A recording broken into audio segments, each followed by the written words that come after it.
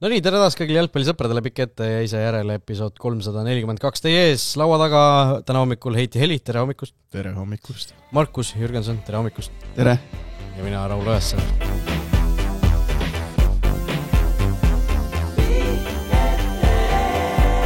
Sa rääkisid enne, et toimunud on sohk, toimunud on ülekohus, toimunud on häbiväärne sündmus. Toimunud on sohk, vargus ja siis on head asjad ka toimunud. Kõigepealt ma küsin, miks sul otsa ees mingi haav on? See on, kusjuures nii minu isa kui vanaisa, kusjuures mitte nagu see vanaisa, kes mu isa on. Mõlemad on kiilakad ja minust neil on kogu aeg nagu peatäkkeid täis. Pea on mingi täkkeid täis, on ju. Vaata, see ei ole otseselt nagu pea lae peal, aga see on otsa ees. Aga ei, see oli jumala süütu olukord tegelikult. Lapsas kogemata kuidagi mingi terava küüne osaga tõmbas mul kogemata lihtsalt mingi traksu. Sul oli võimalus see lugu ägedaks rääkida? Ei, juuksed on mõeldud ikkagi. Ei olnud niimoodi, et vaadake kui... Karvkatte inimesel on ikkagi kaitseks mõeldud vist. No siin ei ole mingit karvkattet ja võib-olla kui see väga hullu tukka panen, aga sul oleks täpselt samamoodi juhtunud.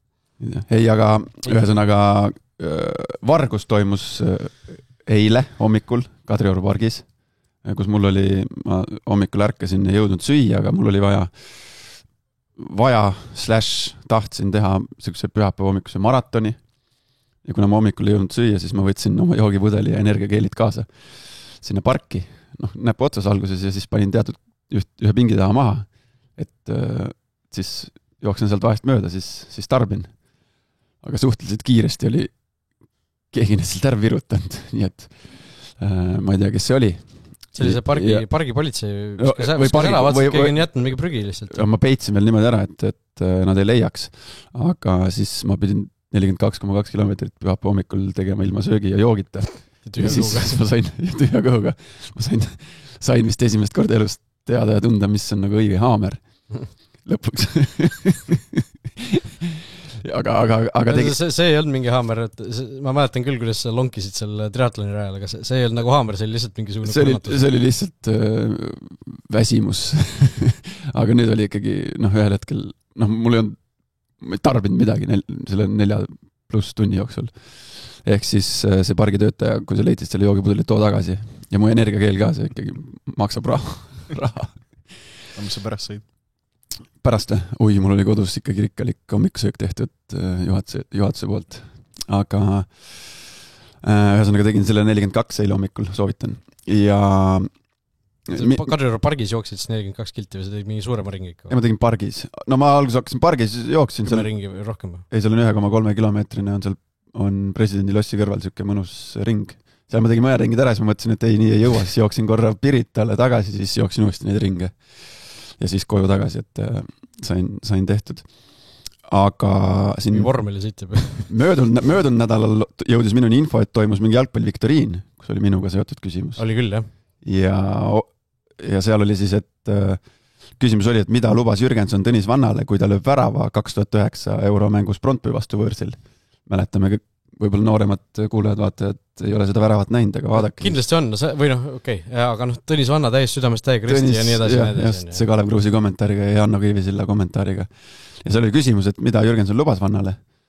Ja oota, ma isegi, ma ise võistlesin seal Viktoriinil, ma võin tuletada meelde ka, mulle anname natukene võimaluse siis kuulajatel ka kaasa mõelda korra. Et seal küsimus oli veel öeldud, et seda saab Eestis esimest korda sai seda siis Smuuli tänavalt, oli seal küsimuses, ja Eestis on vist 52 kohta, kust saab seda sinu lubatud asja ehk siis, Smuuli tänav ei ole, teab, mis asutuste rohke on ja seal on palju elumaju ja seal on vist üks Maxima näiteks ja seal on bensiinijaam ja mingid sellised asjad ja siis lõpuks ikkagi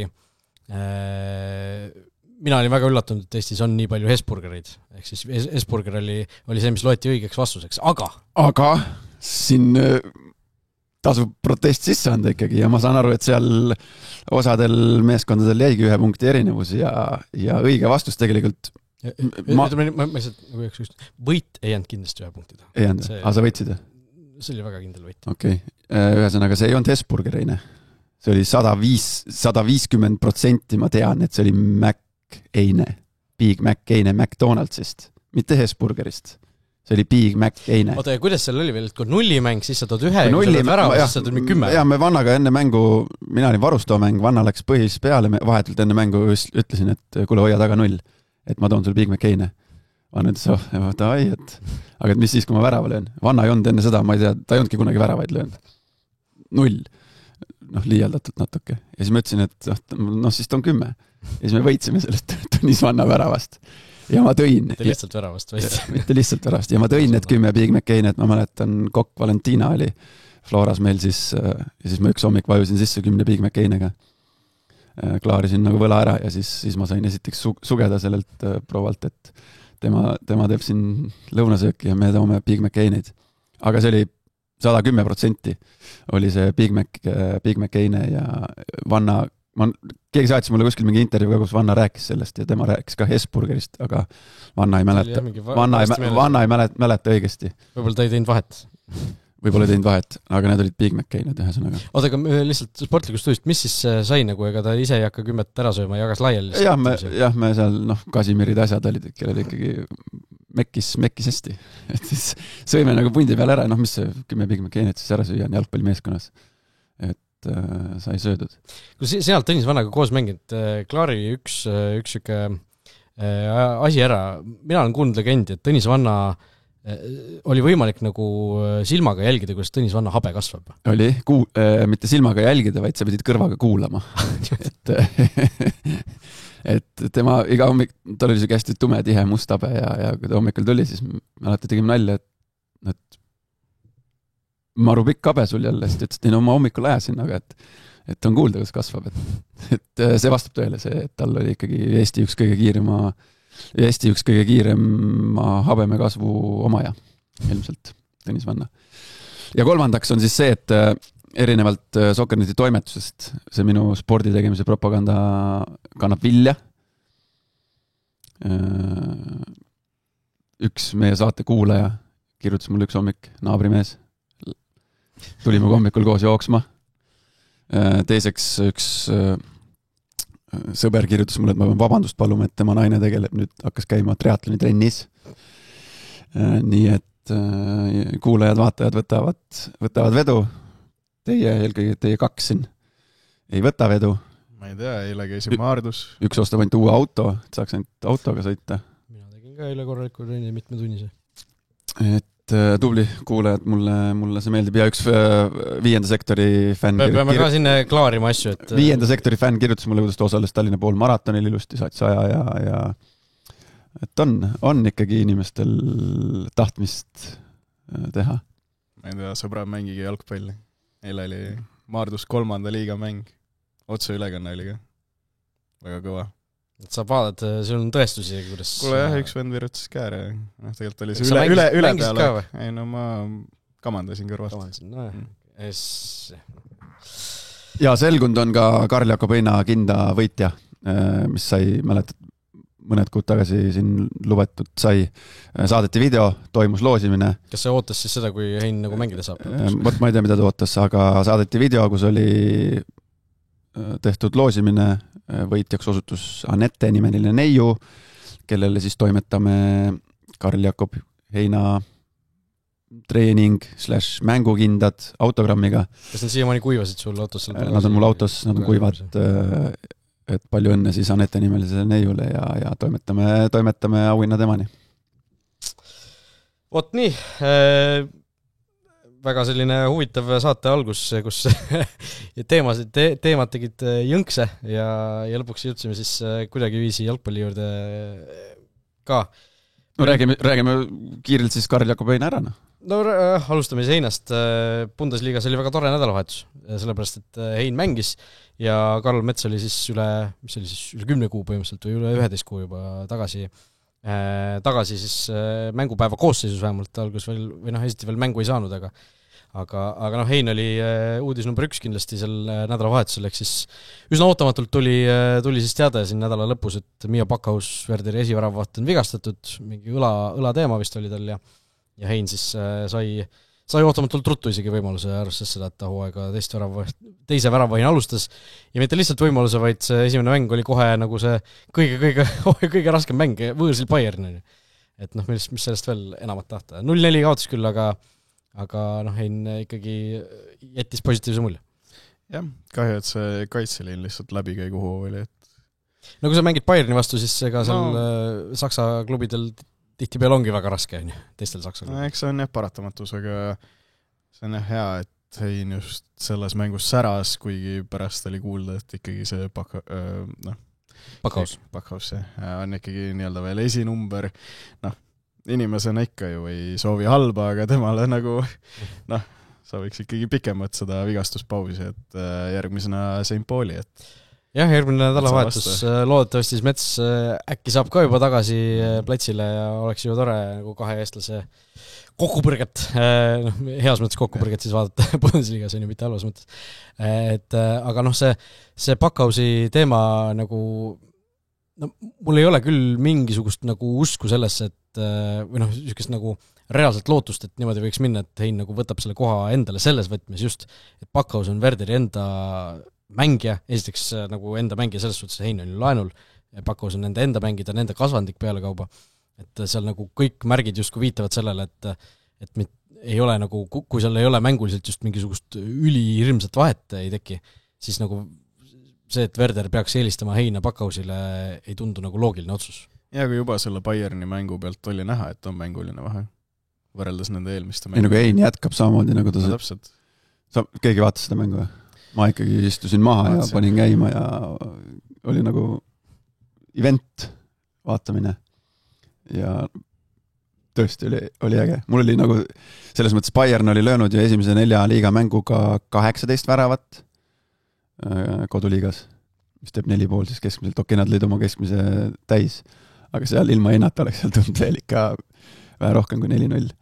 Et ta ikka mängis, ta jättis nagu tõsiselt hea mulje Hein selles mängus ja noh, need 2-3-4 sellist kindlat vära hoidmist, mis ta tegi, aga lisaks veel see, kuidas ta mängis jalaga ja mis meenutame nüüd, kuidas ta Valladolidis mängis, kus tagant Heinal oli hästi oluline lüli selles mängu ülesehituses, siis noh, ei tea nüüd, kuidas tal tänases koduklubis see ette on nähtud, aga sellega paistis silma võõrsil Bayerni kodustaadionil minna ja lükata seal taga nende kahe ründaja vahelt söötu oma number 6-le, noh, kihvt ja see konks, mis ta tegi, noh, see näitab sükest mõnusat enesekindlust ja kui ta selliseid esitusi jätkab, noh, siis nende teiste vastaste vastu tulevad punktid ka ja lõppkokkuvõttes seal pole, noh, siis ei hakka enam määrama see, et kes on enda kasvandik ja kes on laenul, et siis ikkagi hakkavad punktid lugema ja tulemused. No, ma ise seda mängu ei näinud, ma olin too õhtul nii väsinud, et ma ei suutnud lihtsalt fokusseerida enam, jäin magama, mitte ei läinud magama. Aga ma saan aru, et see ikkagi see säramine siis ei olnud ainult see, et sul ongi outsider soosiku vastu ja sul on palju tööd ja teed palju tõrrid, vaid ikkagi ka jalaga mängus ja muus enesekindlus. Jalaga mängus ülesehitus, see, noh, kui sina nägid, siis konks oli ju ka üle prahi, mis ta tegi, noh, oli see Kein või kelle ta saatis seal kohvile. Ei olnud vist Kein, äkki keegi teine. Aga sükest mõnusat nahaalsust, ülbust, peegeldust tema mängust ja võt see, ja ma mängu ajal mõtlesin ka, et noh, niimoodi, see ongi ainuke võimalus, kuidas sa saad sellisel tasemel nagu saad läbi lüüa. Et noh, lihtne oleks minna sinna, Allianz Arena, et ma lasen pikaks ja vaatame, mis saab.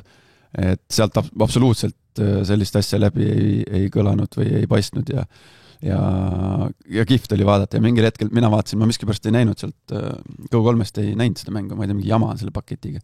Ehk siis üle mõne aja pidi jälle meil on, ma Premier League näen ja neid, aga ma ei tea, mis jama seal on, pean vestlema. Sul on äkki ainult see ekstra siis või, millega näeb Premier League ja Meistrite liigat või? Võimalik, jah. Tavalist sporti ei ole. Aga siis ma vaatasin, siis oli vaja vana hea stream lahti tõmmata live TV. Ja see oli mingi hispaaniakeelne kommentaator ja mingi esimese poole ajal mingil hetkel vist 0-0 pealt veel kommentaator karjus, et Hein duas, Kein 0. Aga tõesti oli äge ja nagu südant soojendav oli vaadata, kuidas Eesti poiss mängib nagu Allianz Arenal. Palju see mahutab seal, 75 või? No palju. No palju. Bundesligas on ka mingisugune väga selline teistsugune natukene see fantasy mängusüsteem, kus mängijad ei teeni seal 2 ja 3 punkti, vaid teenivad mingisuguse nagu sükse 4-kohalise punkti arvu isegi mängude kohta, et mingi väga spetsiifiliselt. Ja seal vist on niimoodi, et selle hooaja nagu punktid mängu kohta top on Kane ja Hein. Esimest 2. Aga see Harry Kane'i hoog on ka selles suhtes nagu päris omapärane, et kui see klubid nagu ta tegelikult oli nagu eelmise hooaja osa, aga kuskil ma nägin, et see oli nagu loetud selle hooaja osaks, siis tal on vist 18 väravat juba selle hooajal löödud äkki. Et päris jõhker. 104 mänguga 100 liiga väravat Bayerni eest. Napilt sai rekordi endale imel, siis top 5 liigades kõige kiiremini 100 väravat löönud mängija. Aga arvatavasti seal Fantasy's nüüd osteti Heina ka hulganisti. No ma ei tea, kui mina mängiks, siis ma ei tea, kas ma riskiks selle nii-öelda ülemineku kasutamisega olukorras, kus ta võib ju seal juba järgmisel nädal, mine tea, kui kiiresti pakkaus paraneb. Aga vist järgmises mängus peaks ikkagi Hein olema veel. No loodame. Jah, et siis tuleb koondispaus ju peale ka kohe. Aga oli palju ebaõnne ka lõppkokkuvõttes. Okei, ta tõi seal välja päris mitu tükki, head jalatõrjed, head reaktsioonitõrjed kätega lähedalt, mis Hein tegi, aga need 2 väravat, võtta see esimene värav, kus see Luis Diasest, ta ei saanud isegi aru, kuidas ta lõi, põrkas talle vastu põlvekont ja sealt sisse ja siis see, kas oli 4. värav, Keini teine värav, kus jälle vist Dias ebaõnnestus löök ja tuli ideaalne sööt Keinile, kes eest ära koksas, et aga oli nagu keeruline mäng ka selles suhtes, et ega neil võõrsil meeskonnana nagu reaalselt mingit värava võimalust tegelikult too mäng ei olnud. Karol Metsa üle ka on tohutult hea meel selles suhtes, et loodetavasti ta nüüd tähendabki seda, et ta on nüüd 100% lähedal uuesti, et see pikka kooni ja peaaegu aasta otsa, sisuliselt ju see sama suhteliselt süütu olukord, justkui mis tundus esialgu süütusel koondise mängus, paranemisaja mõttes sisuliselt on sama ju, kui sul ACL läheb, kui mitte rohkem on ju. 9-10 kuud oled väljas on ju, et kriips üle 10 kuu on vist, see oli novembri koondise mäng, mis novembri koondise haken on seal kuu keskel on ju, praegu on septembri lõpp juba, et ümmarguselt selline aeg on ju, et ja tänapäeval tõesti vist ACL-ist natukene isegi tullakse kiiremini tavaliselt tagasi. Ja aga ütleme, viisakas mängija Karol Metsale väga hea õppetund tegelikult, väga palju asju, mida nagu kõrva taha panna järgnevateks karjääriaastateks, et alustades sellest, et polnud vaja lõpuni kangutada seda koondise mängu, siis tunnistada endale, et oled vigastatud, mitte pressida läbi valu, mitte tulla tagasi liiga kiiresti, mitte tulla tagasi liiga rutakalt, saada veel teisi vigastusi, et hästi palju õppetunde ja Metsa tundes siis kindlasti on ta nüüd grammi võrra targem selles osas. Peatreener ka ju korduvalt on rääkinud sellest, et kannatlikkus ei ole tema Metsa trump on ju, et see, ta tahab tagasi tulla, ta tahab kiiresti tagasi tulla, seal on mitu tagasilööki olnud selle paranemise ajal, et see 3-4 tükki. Päris nagu karm aasta selles suhtes olnud, aga see on see vana aja 30+ teema, selles suhtes, et vaata Enar Jääger kunagi, ma mäletan, temal oli see, et kuni 30. sünnipäevani jumala puhas karjäär on ju, ja siis hakkasid järsku olema tuff. Ei, vist isegi kauem läks temal ka. Minu meelest tema just ütles... Ta tuli Florasse veel. Ta siis oli juba viga saanud ju enne, ei olnud või? Kas ta ei olnudki Floras siis pärast seda esimest mingit suurt vigastust juba? Ta ei mäleta, aga Floras ta püsis ka terve, nii et... Aga siis järsku tal hakkas tulema. Siis nagu hakkas, et loodetavasti Metsaga siis niimoodi ei lähe, et seal suudetakse nagu kuidagi tänapäeva võimaluste ja professionaalsuse juures see asi kõik nagu ära teha, aga ma ise tundsin ka seda asja, seda 30+ asja. Ma olen sama sünniaasta inimene nagu Karol Mets, on ju. Kossu trenni läksin eelmine nädal või üle-eelmine nädal juba. Sa olid Kossu trennis või? Ja siis seal Soku hallis või seal Nordi spordihoones, seal on nagu üli nagu hea nakkuvusega põrand, on ju. Hästi puhas, hästi siuke proff, seal on see administraatori tädi seal, ta laseb sul kotist välja võtta Kossu-tossud, vaatab üle, et anna siia, vaatan, siin on mingi liivatera, vaatab niimoodi üle, et sa ei tohi nagu enne niisama sinna sisse minna, on ju. Ja seal ongi hästi puhas ja uhke see põrand, mis tähendab seda, et ta on tegelikult nagu suhteliselt ohtlik igasuguste põlvevigastuste, vaata, kui sa paned nagu jala maha ja pöörad, siis see võib suhteliselt lihtsalt minna. aga noh, ma tulin nagu niimoodi nagu tavaliselt tulen, ma kunagi nagu mingit tervist super soojendust nagu lihastele ei tee seal enne mängimist, on ju, et noh, lihtsalt viskad seal natukene jooksed palliga ja siis oligi 5 minutit oli trenn läinud ja noh, jalg maas ja nagu tunnen hüppeliigest, mingi naks käib nagu läbi, no mitte katki midagi, aga lihtsalt noh, siis hakkasin mõtlema, et peaks vist ikka hakkama nagu sooja tegema ka, nagu mingit jalaringe enne ja puusaringe ja siukseid asju igaks juhuks hakkama tegema enne seda, et vanus on juba seal maal, et ei saa enam täitsa külmalt peale minna. No nii on, aga jah, see veel Saksamaa poiste teema lõpetuseks nägin, õigemini Karol Metsa elukaaslane jagas päris huvitavat pilti sotsiaalmeedias, kus on välja toodud fakt, et ainult 6 klubi Euroopas müüsid 2024-2025 hooaja jooksul koduliigas absoluutselt iga kodumängu välja. Ja sellest 6 pundist 4 on Saksamaalt. Borussia Dortmund, Bayern, München, Heidenheim ja St. Pauli. Ja siis on Arsenal ja NEC Nijmegen Hollandist, ehk siis 6 punti. Okei, noh, Heidenheimil on 15 000 staadion, Bayernil ja Borussial, ma ei tea, siis 70 pluss, on ju. Aga Metsa-klubi ka sees, et sellises... 30 umbes, 25-30, jah, vist midagi sükast. Kas olet käinud? Jah, 30 oli äkki. Et sellises kohas siis meil üks koondislane siis toimetab. No see on ju ka vana fakt minust, et kõige suuremad publikunumbrid, keskmine publikunumber kõige suurem ongi vist Saksamaal tipliigades, et kui me nagu just mõtleme, et Inglismaa on see kõige suurem ja tugevam, kõige uhkem, siis tegelikult no eks siin tuleb ka see pileti hind ja kõik see ju... Noh, seal on nagu, kõik on sõbralikum ja Saksamaal on nagu... Pluss see kultuur lihtsalt, pluss lihtsalt see kultuur. Vot, Saksamaalt siis nii palju tuleme Eestisse tagasi, Premier Liigas mängiti siis 30. mänguvoor. Ma lähen Saksamaale see nädal. Lähen vaatan üle selle Saksa kultuuri, Saksa jalgpallikultuuri. Oled järgmiseks nädalaks tagasi esmaspäevaks? No loodame, sest ma lähen vaatama, kuidas... Kuhu sa lähed siis? Münchenisse. Mitte siis Werderisse või Bremenisse? Ei, ma lähen vaatan, kuidas Bayerni poisid, kas nad seal Oktoberfestil ka osalevad. Nädal liiga... Oktoberfestil, okei. Siis võib. Premier Liigas siis peeti 2 järelejäänud või edasi lükatud, varasemast edasi lükatud kohtumist pluss siis 30. mänguvoor ja olukord olin selles suhtes päris huvitav, et kolmapäeval, mis see mäng algas kell 7 või? Kell 8, kolmapäeval kell 8 oli olukord ju selline, kus Flora oli 9,5 punkti Levadiast ees, Graveeri oli juba vaikselt see kiirvalimises oli olemas juba ja praegu mõned päevad hiljem on meil olukord, kus noh, sisuliselt alustame nullist, on ju. Kööga pidi olema, jah. Mis asi? Kööga pidi olema, jah. Ja ju tundus, et on ka, on ju. Aga nüüd on uuesti 0,5 punkti ainult Flora edu siis. Jällegi seda narratiivi jätkates, seda poole punkti narratiivi. Mul tekkis vahepeal küsimus, kas keegi tahagi seda tiitlit võtta? See oleks eriti punk, kui nüüd tuleks M-kumb Kalju või Paide tagant ja... Tagant tuli eelisega või nagu kunagi oli see, kas oli olümpial see teatesõidu finaal suusatamises, kus seal olid Toomas Alskord oli ja Kristjan Sorsi või Norra versus Itaalia, kus mõlemad enne viimast laskumist nagu ei tahtnud ees olla. Mõlemad sisuliselt seisma, et noh, mine sina ees. Aga no jalkas ei ole seda tagant tuli sellisel kujul. No sellisel kujul ei ole, aga noh, kui samas taktis nagu edasi läheb, seal 2 esimest, siis ja 3., 4. Kalju ja Paide vaikselt nurgas oma asja teevad, siis ega siin palju pole vaja, et nad sinna sekkuksid.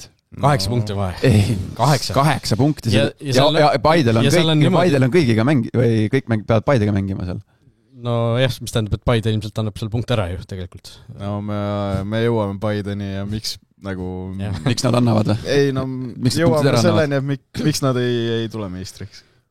Jah, aga noh, ütleme, seda 8 punkti, ütleme, nii Paidel kui Kaljul lihtsalt see küsimus on see, et seal ees ei ole 1, vaid on 2 tiimi, eks sa pead mõlemaga selle 8 punkti, et isegi kui 1, ma ei tea, tuleb mingisugune langus sisse, siis noh, see võimalus, et mõlemal korraga tuleb siin ja see graafik ei ole nüüd graafik on ju suhteliselt ikkagi sõbralik nii Florale kui Levadiale siin edaspidi, et see tundub nagu ikkagi väga vähe tõenäoline, et pigem on nüüd küsimus see, et Flora ja Levadia mõlemad ju sisuliselt ikkagi võrdset võimalused tiitli võita või Flora edu on praegu seal 55-45, sest neil on see nii-öelda omavaheliste mängude edu on sees, et aga see järelejäänud graafik, need viimased 6 mängu on suhteliselt ikkagi sarnase tasemega. Julgen arvata, et mõlemad seal tabeli tippus olevad meeskonnad veel selle 6 mängu jooksul kaotavad punkte.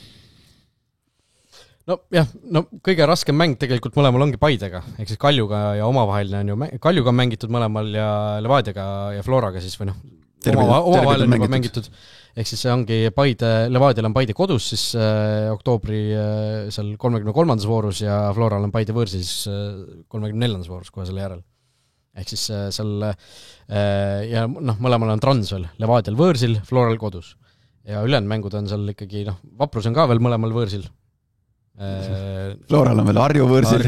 Mõlemal on Harju võõrsil. Ja siis ongi Kure ja Levadial on Tammeka ja Floral on Kaleviga mäng.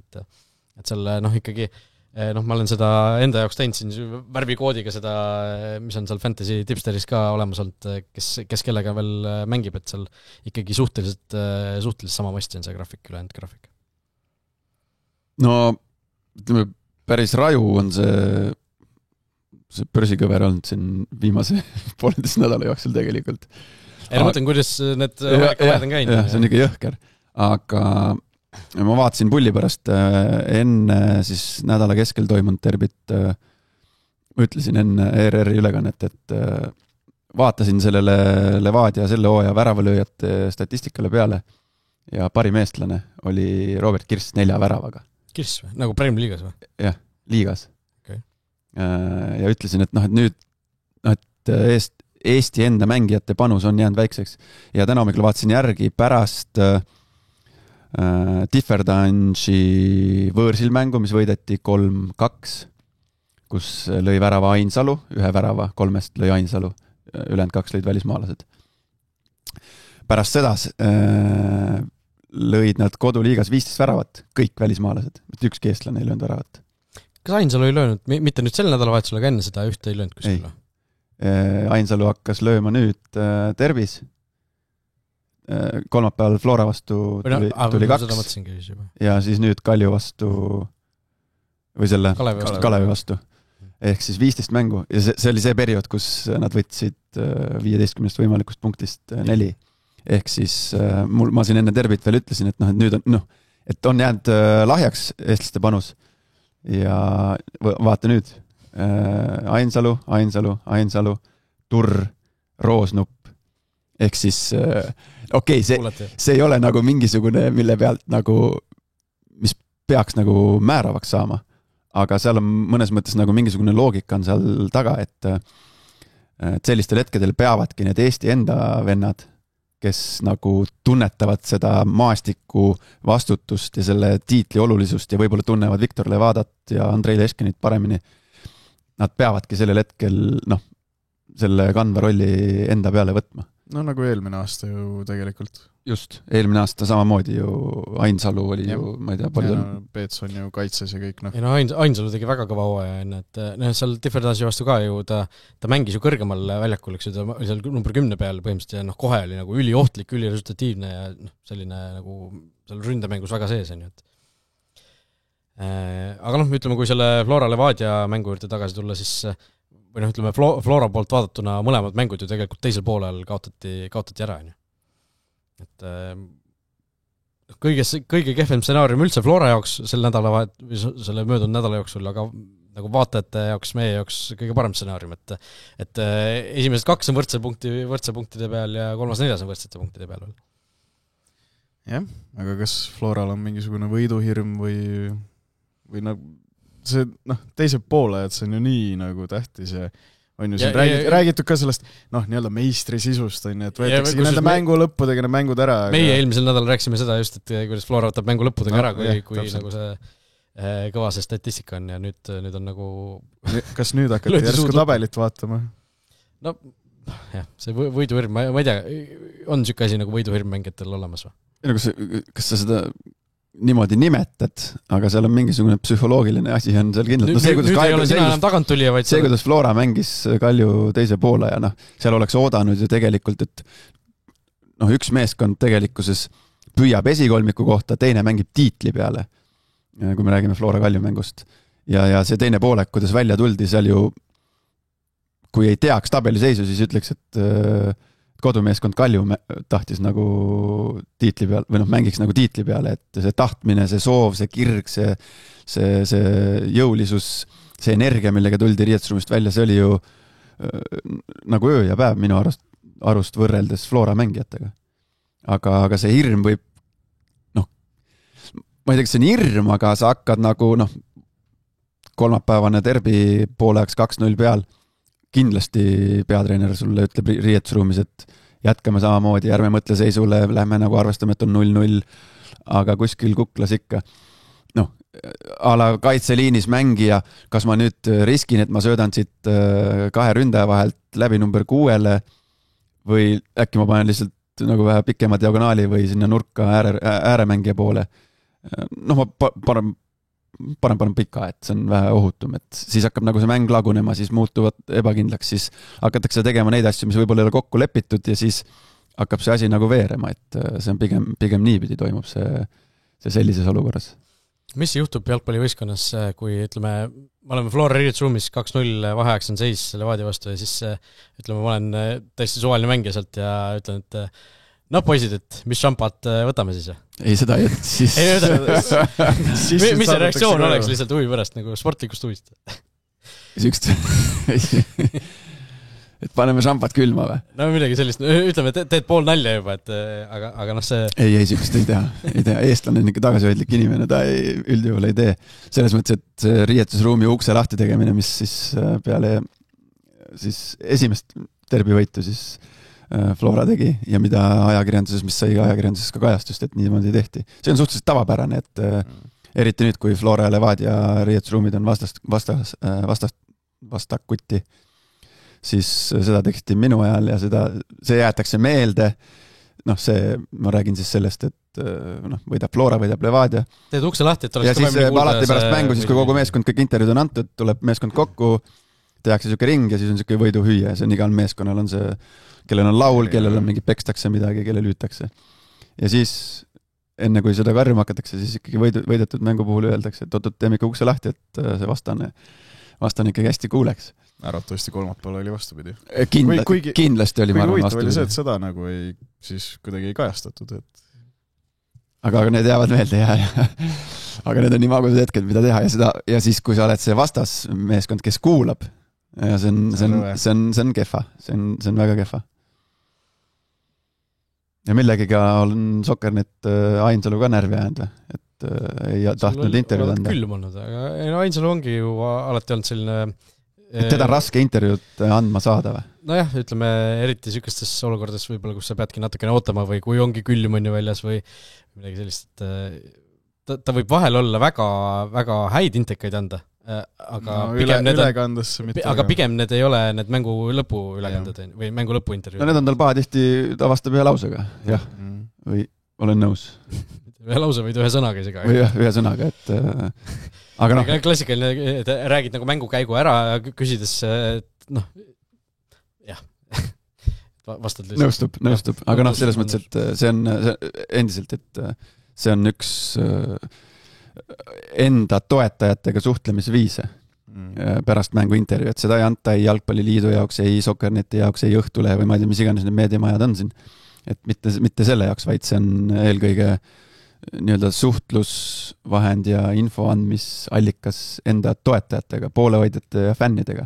Mäletan ükskord, kui oli A Le Coqil oli Levadia ja Transi mäng ja siis ma võtsin ka Ainsalu intervjuule ja siis pidime ka natuke ootama. See kaameramees sai režissöörilt info. Lihtsalt selgituseks, et tihtipeale need Eesti mängude, Eesti liiga mängude ülekand lõpuintervjuud toimuvad ju niimoodi, et see sama kaamera, mis filmib mängu sealt keskelt, mitte siis ülevalt, et siis ilmselt see nii-öelda action kaamera, mis filmib neid nii-öelda lähivõtteid, see tuuakse siis, see sama inimene, kes filmib seal taga, see võtab, siis paneb lõpu üle järel kõik asjad kokku, toob selle, tassib sinna alla, tassib mikrofoni juhtme, ühendab selle ära, paneb valguse püsti, eks see läheb natukene aega, enne kui sa oled täiesti valmis neid intekaid nii-öelda võtma. Ja siis režissöör ütles kaameramehele, et heli ei ole ja siis kaameramees ütles mulle, et heli veel ei ole ja siis Ainsalu vaatab mulle otsa. Aga on ju, siin. mees oskab naljaga teha. Markus ei saanud aru. Ma kujutan ette, kas Ainsalul on intervjuul ja siis sa kuuled, et teil on ka kõrvas see, et hilineb, et läheb aega, vaata siis Ainsal on seal, siis juba Heiti seal natuke hakkab kartmana. Ei no vaata, seal on Ott Tänak on ka näiteks selline inimene, kes on ju väga siuke tõre. Sa ei taha lasta tal kui tal halb päev on, sa ei taha lasta tal oodata. Seda ja pluss veel lihtsalt kui sa rääkisid, see on oma toetajatega suhtlemise viis, siis Ott Tänakul on nagu see, et ta on ka väga, eks ju, tema sotsiaalmeedias ollakse väga aktiivsed, ta ise ilmselt ei vajuta seal Zen nuppu otseselt nendel postitustel, ta on mingid managerid ja asjad, kes teevad seda, aga ta on nagu, seal on ta väga aktiivne ju, selgitab, suhtleb fännidega ja nii edasi, on ju. Aga lihtsalt, ja võib-olla tema puhul see isegi natukene võib töötada, et nad mingisugused tema nagu tulihingelised fännid siis mõtlevad, näitas, pani jälle ära sellele nõmedale ajakirjanikule, mis sa tuled jälle, paned mikri nina alla seal kohe pärast katse lõppu ja värki, et seal võib-olla tekitab mingisuguse sellise toetuse, aga nagu Ainsalu puhul, kui sul ei ole mingit sotsiaalmeedia tiimi taga, kes kogu aeg suhtleb nagu fännidega, kes nagu kuidagi nagu veider on neid asju nagu sellise vingusnäoga teha siis või üldse mitte teha. Ja, aga samas me ju ei taha ka, et väljakul oleksid 22 samasugust mängijat, et mingisugune iseloom personaali võiks ju olla. Ja muidugi, ja sa ei saa alati võtta samu nägusid intervjueerima, et te teate, et see räägib hästi, et ma võtan selle. Konkreetses mängus lõi ju 2 väravat, selles suhtes on ju loogiline, et sa võtad selle inimese intervjuule, aga ma saan aru, et ei pea olema 22 samasugust inimest, aga kui need 22 inimest on kõik värvikad ja siuksed elavad ja toredad, siis see on ju ainult positiivne, siis ma ei tea, tekibki rohkem huvi, tekib rohkem, ma ei tea, sponsoreid ja võib-olla ka raha niimoodi, et mitte, et sa oled nagu selline 22 James Milnerit või midagi sellist. Pigem on siuke Zlatani moodi juba natuke. Jah, Ainsalu Zlatanit võrdleme praegu. No iseloomu poolest äkki. Kas me oleme Ainsalut selliseid väljaütlemisi kuulnud nagu Zlatanit? No mitte nii ei no, kui meil oleks 22 Zlatanit, see oleks väga hästi asjad, aga ütleme, päris nii ei ole. Aga see selleks Ainsaluks 66 punkti siis 30 mängust nii Floral kui Levadial. Flora Kalju mängust ka võib-olla natukene, seal ju ka Alamaa lõi väga ilusa värava tegelikult esimesel poolel, nii täpselt, kui see löök sai minna ja sai seal täpselt kalibreerida ja mõõta ja pani selle laseri sinna postipõrkes sisse. Taha kulmu. Jah, aga Aleksandr Musolitin, mees sai 21 ja ma ei tea, mis nagu leveli see tema jalgpallioskustes avas. Esiteks väga ilus karistuslöök, sina ütlesid perfektne karistuslöök, ma ütleks, et perfektne oleks see, kui ta oleks läinud nagu veel täpselt sinna ristnurka, aga sisse ta läks ja see löök, mis ta seal teisel poolel tegi, see oli ikkagi täiesti kuuvärava kandidaat selgelt, et kaugelt sealt 22-25 meetrilt mitte kõige mugavamast olukorrast, kuidagi nagu pooled ju pöörde pealt ja täpselt sinna ristnurka, Kivila oli ka seal, tegi selle värava nagu selles suhtes veel ilusamaks, et kui väravaht on nagu täies sirutses ja ta ei ulatu selleni, siis see värav on nagu veel mitu kraadi ilusam, et täiesti fantastiline mäng Mussolitinilt oma sünnipäeval. Ja nagu Andreev ka välja tõi, siis ju suvel ju Maksim Pavlov oma sünnipäeval seal Albaanias tegi man of the match esituse, tõrjus seal penalt, heitas Kalju edasi, et nüüd siis oli Mussolitini kord. Sünnipäevi võiks rohkem olla. Ja Andreev enda sünnipäeval võtsid nad Levadia vastu võidu ju. Andreev võitis, tal oli sünnipäev. Võitsid Levadiat. See muster ikka, peab Kalju selle kalendri... Ja järgmine aasta kalendri sünnipäevade järgi teha. Aga see Mussolitini, see koht oli, ma enne selle karistuslöögi, kui see karistuslöök määrati, siis ma ütlesin, et see on ideaalne koht, kust kes vähegi lüüa oskab, siis see on nagu kõige mõnusam koht.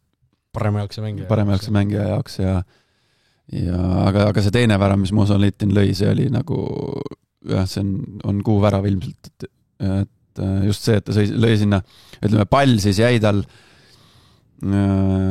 siis kui sa võtad kella, siis ta jäi sinna, ütleme, 1-2 peale jäi pall nagu keha suhtes ja selle Flora värava suhtes. Ja siis sa veel lööta sinna nii-öelda tagumisse ehk siis vasakpoolsesse nurka või posti poole. Et seal on esiteks see tehniline sooritus, kuidas sa seda palli tabad, kuidas su see keha asend on.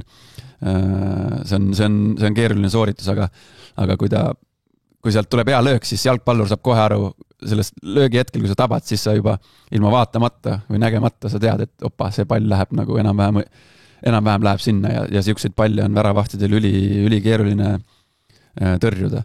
Ja see oli tõesti ilus värav ja mis tal oli, see aeg oli tal 2 väravat ja nüüd tuli 2 juurde vist. Enne vist oli 5 väravat Premium Liigas üldse kokku. Premium Liigas jah, aga tal oli ju Nõmme Unitedist ka seal paar penaltit ja midagi veel nipet-näpet. Mul on Kaljule kurb uudis, ei ole enam neid sünnipäeva. Ma vaatasin ka üle, et siin paaril mehel tuleb sünnipäeva täpselt pärast seda, kui hooaeg lõpeb, Podoljusinid ja Džaberid. Seal veel Bergil tuleb ja... Aga valel päeval. Veel, oktoobris. Need mängud on mängitud Kalju jaoks siis, aga kui Kaljust veel rääkida, siis tegelikult mina ütlen, et Kalju on selge soosik pronksile praegu.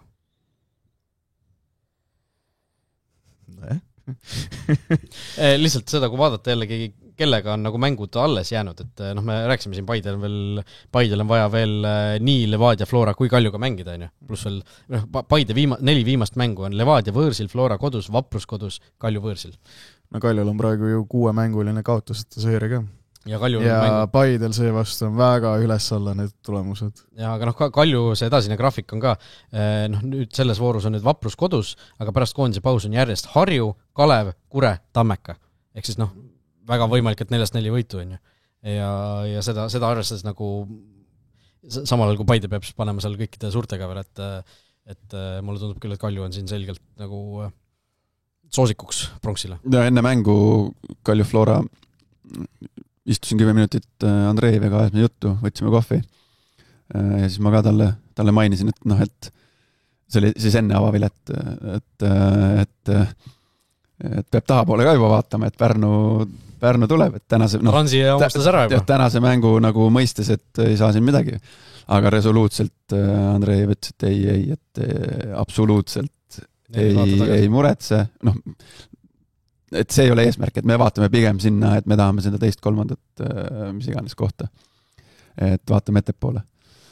Et see annab nagu aimdust, missuguse sõnumiga neid mehi seal iga päev riietusruumis treeningutele ja iga nädalavahetusmängudele saadetakse. No Vaprus on 10 punkti Paidest Kaljust maas, et seda on natuke just tõesti palju loodud. Ja see oli enne mängu, ütleme, kui oli... Kui oleks kaotud, oleks 7. Ja arvestades just Pärnu nagu tegelikult seda vormikõverat või seda, mis nad siin korraldanud on viimasel ajal.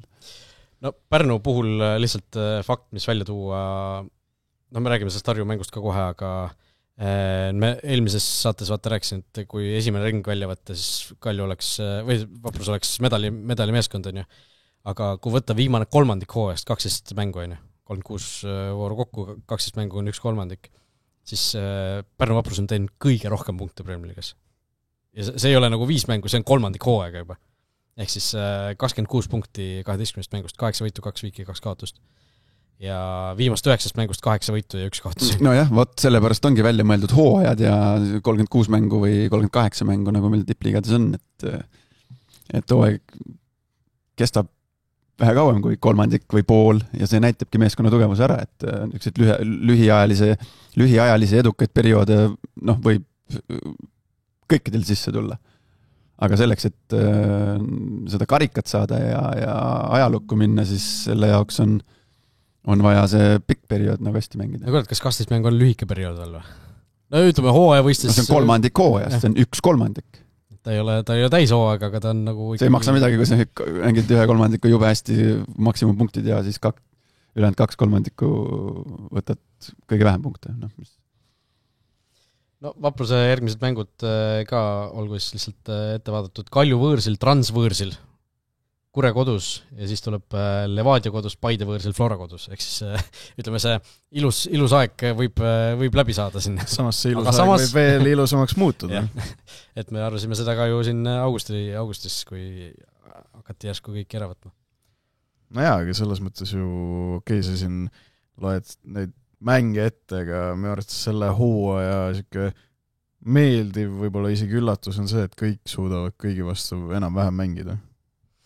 No aga niimoodi on ju tegelikult viimased mitu aastat olnud, enam-vähem niimoodi. Et Kalev on ju sel hooajal selgelt olnud ikkagi nii-öelda punane latern, 14 punkti ei ole. Samas Kalev on suutnud ka, Paidelt ju võeti väga palju punkte. Aga seda on ju suhteliselt iga hooaeg viimasel ajal olnud, et see viimane koht suudab võtta neid punkte ka, mäletame, kui Harju oli ju eelmine kord siis aga see oli eelmine aasta pigem. No me United suutis ka Levadiat ju kas võita või viigistada siin pärast seda, kui Levadia oli kindlustanud tiitli ja Florat ka ju ammustasid seal korra, aga ma ütlen, see Kalevi võime vist küll juba siin vaikselt välja visata. Ma ei tea, kas me libisesime nüüd millestki üle või... Kuidagi Kalju Florast sai sujuvalt Pärnu ja siis nüüd juba... Kas meil Kalju Florast on veel midagi rääkida? Ma tahaks öelda seda Flora kohta, et Erko Jonne Tõu, kes siin mõned nädalad tagasi tundus nagu ilmselge vend, keda koondisesse võtta, aga ta on nüüd hakanud ikkagi eksima päris mitu korda, päris valusalt. Tammeka vastu, eks ju, sellest me eelmine saade rääkisime. Ja siin Kalju vastu oli üks olukord, kus Jabir sai löögile, kus ju tõuges ikkagi selgelt nagu kuidagi hindas palli lendu valesti ja põhimõtteliselt pani Jabirile ette 1-1, et siin mingid libastumised on nüüd sisse tulnud. Nojah, sellised väiksed asjad hakkavad määrama, nagu see, kas see oli see 3. värava või 2. värava või 3. värava blokeering jällegi, et see ei ole blokeering, et sellised väiksed marginaalid lähevad järjest väiksemaks, kui sa tahad sinna koondisesse saada, et aga jällegi ei saa nagu järeldusi teha nagu tegelikult selle 1 või 2 mängu pealt. Ta on tegelikult teinud väga hea hooaja, nad endiselt on kõige vähem väravaid lasnud või? Jah. Ei, vabandust, Paidel on veel vähem, jah? Okei. Et ta on tegelikult teinud väga okei hooaja ja aga nüüd ongi, et nüüd on vaja see järgmine samm teha, et see stabiilsus saavutada veel kõrgemal tasemel, veel väiksemate vigade arvuga, nii-öelda mänguliste vigade arvuga. Et väravaid ta lüüa ja oskab, seda on näidanud, lööke ta blokeerib, haiget ei karda saada, kehakontakti läheb, et tore on näha sükest mõnusat enesekindlat mängu ja lisaks veel see, et ta ei ole nagu süke eriti suur nagu aktivist nagu selles mõttes nii-öelda kehakeelelt või see, ta on selline ajab nagu oma asju, väga ei pläkuta ka, ei tundu, et suu ei käi nagu, ei vastasega, ei nagu oma meeskonna suhtes, et ta ei ole sellist tüüpi mängija ei tundu, kes nagu hullult juhendaks ka nagu oma meeskonda. Kas see on nüüd hea või halb? Ja ma räägingi, et kas see on nüüd, see on keskkaitse kohta üldjuhul me räägime, et see on halb.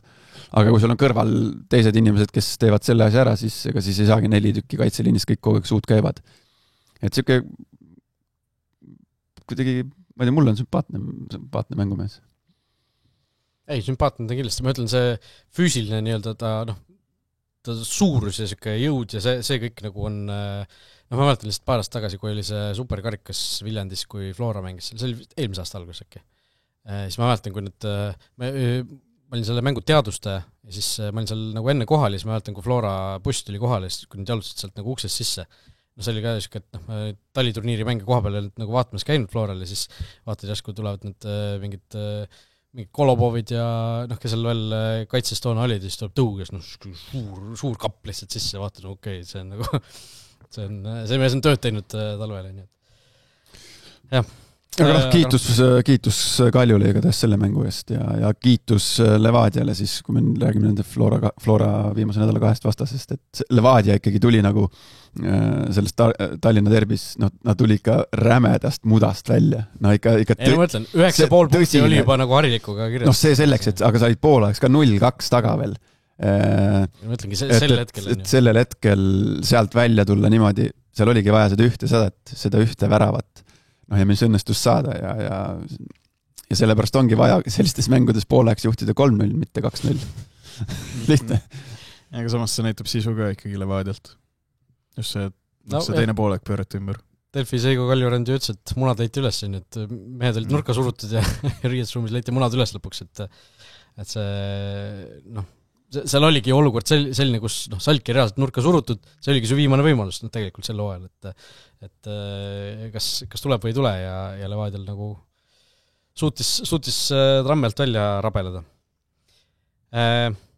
Vaatame sinna tabeli järgmiste ridade peale ka natukene, Vaprus natuke oli juba juttu, Vaprus võitis siis Harjut võõrsil 2-1 mängus siis, kus Ivan Spaturin Harju väravaht oli väga lähedal, et saada kirja 1+1 väravaine selles mängus, 1 väravasöödu andis ja üle minutitel ju tuli sinna vastase karistuse alla nurgalööki jahtima, saigi peaga päris hästi löögile, aga ikkagi seal Ottam püüdis selle palli, et oleks see alles lugu olnud. Jah. Väravasöödust piisaks küll, 3. väravaht vist sellel hooajal, kes väravasöödu kirja saanud. Baturins.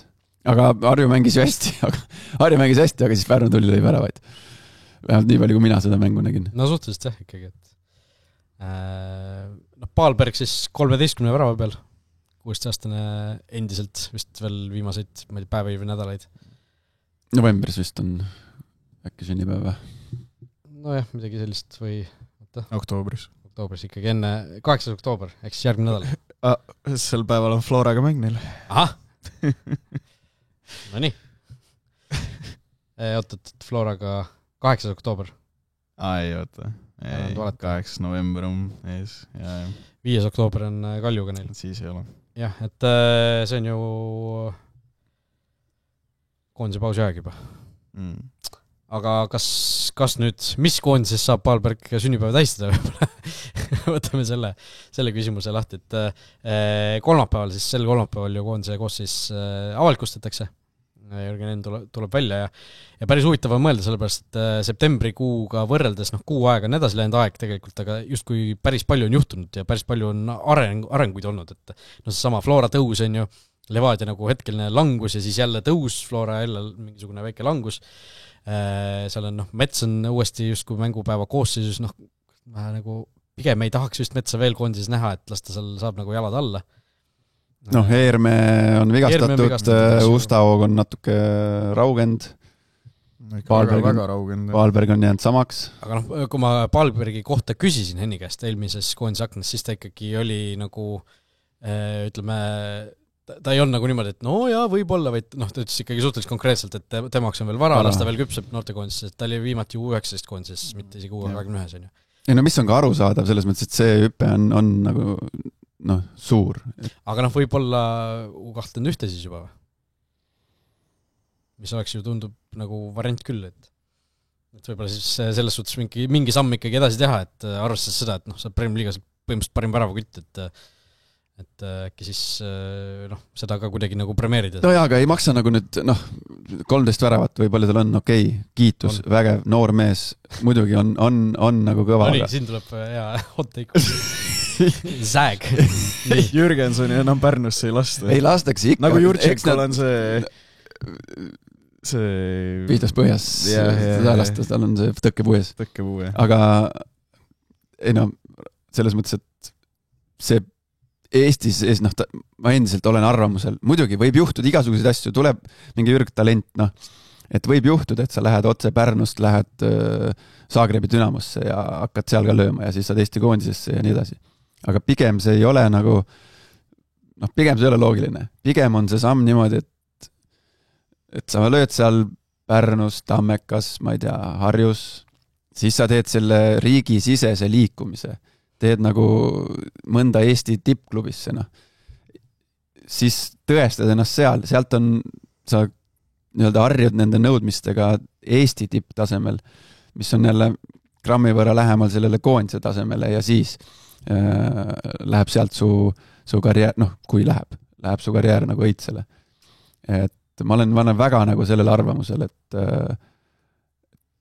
13 väravat Levadia Flora eest on tiba teistsugused kui kas 13 väravat, ütleme nüüd paneme lihtsalt, et kas 13 väravat Vapruse eest on vähem väärtuslikum kui 13 väravat Flora eest, kumma eest on lihtsam lüüa, kumma eest on raskem lüüa? Võta nüüd kinni.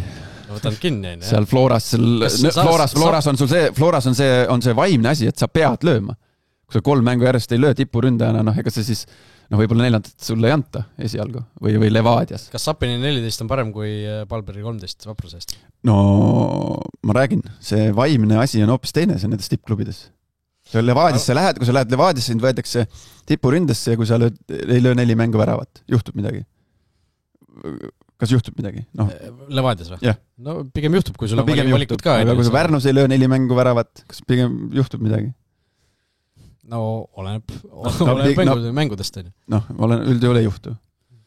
et noh, need on, noh, see on minu seisukoht, et nendest Eesti nii-öelda tabeli teise poole meeskondadest.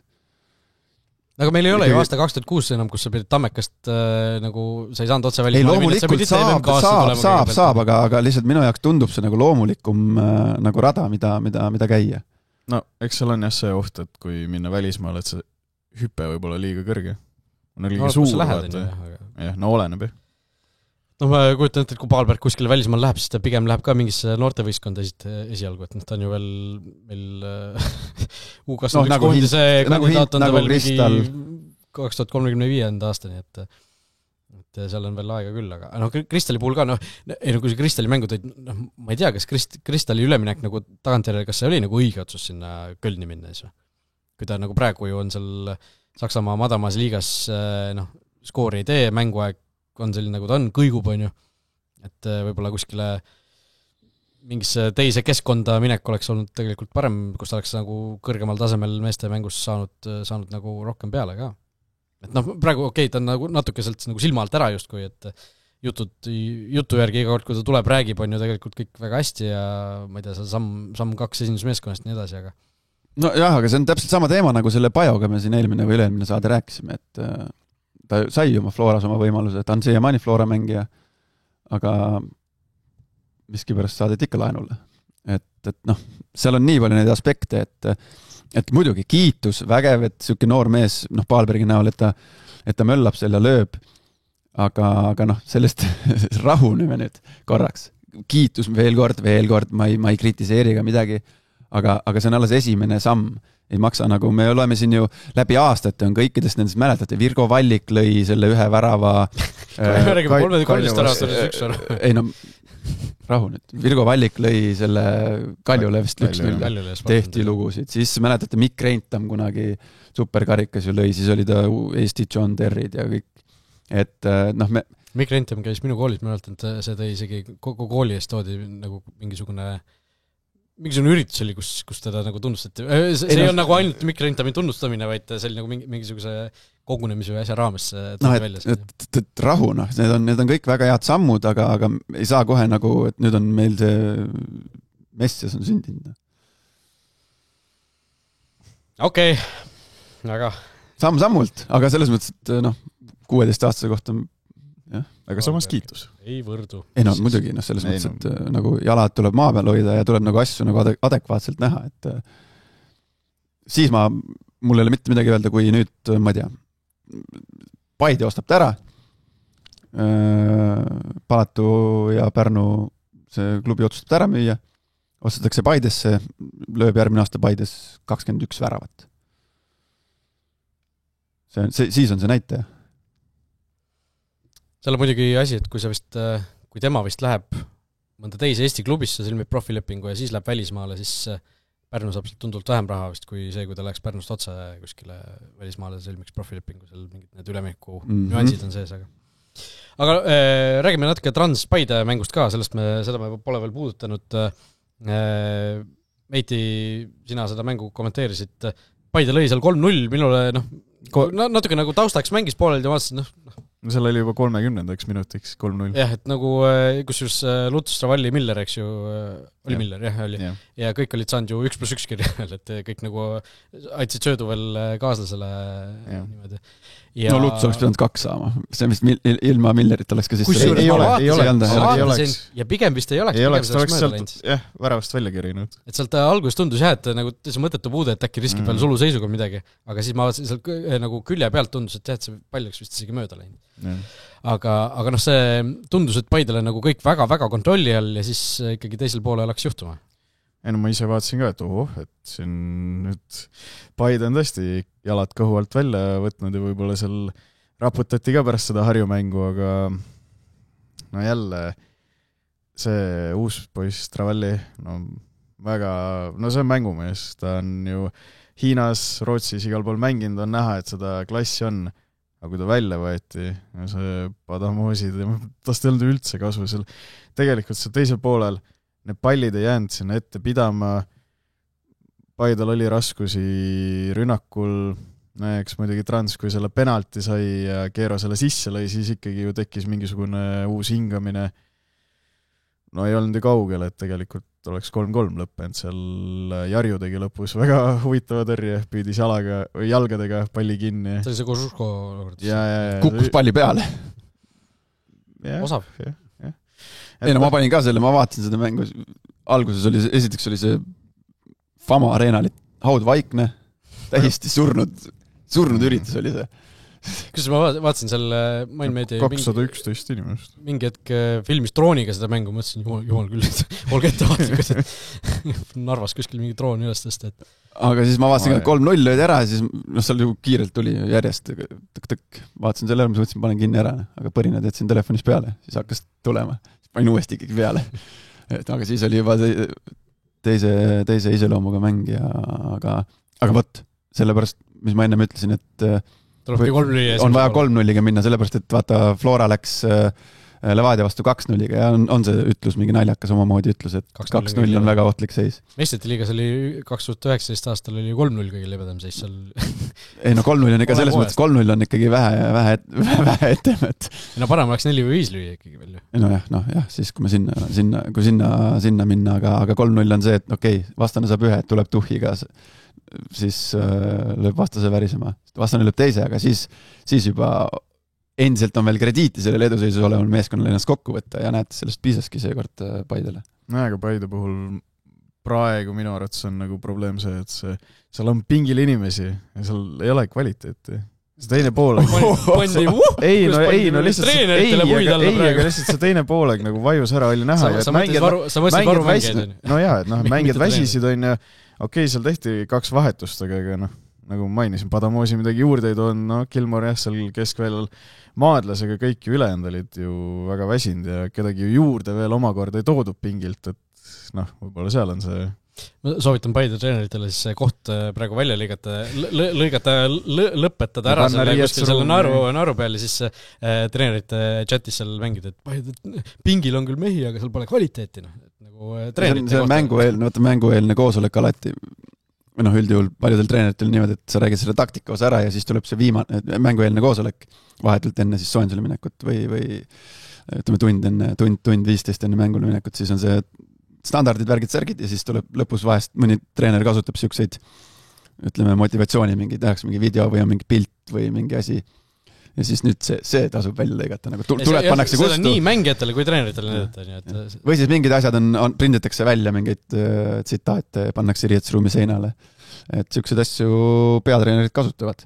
No igatahes pole tänu väärt. Kui see aitab teid, ma ei tea, nagu seal on praegu, eks ju, Anier on vigastusega väljas, eks ju, ja üks mees rünnakult kohe vähem. Aga ma olen aru saanud, et ega see Anieri vigastuse tõttu ju see Travalli nüüd mängib rohkem, kuigi ega ta ei tulnud mingit ulme trennide pealt Paidesse. Kodumaal, Kams rääkis siin samas selles meie saates. Visatigi natuke vette. Ei, selles suhtes, et ega tema kvaliteet oli nagu teada ka, et ta ei olnud nagu siuke Korvi Padamosi, kes tuleb sul 18-aastasena, et on ju aga ta ei täis mänge.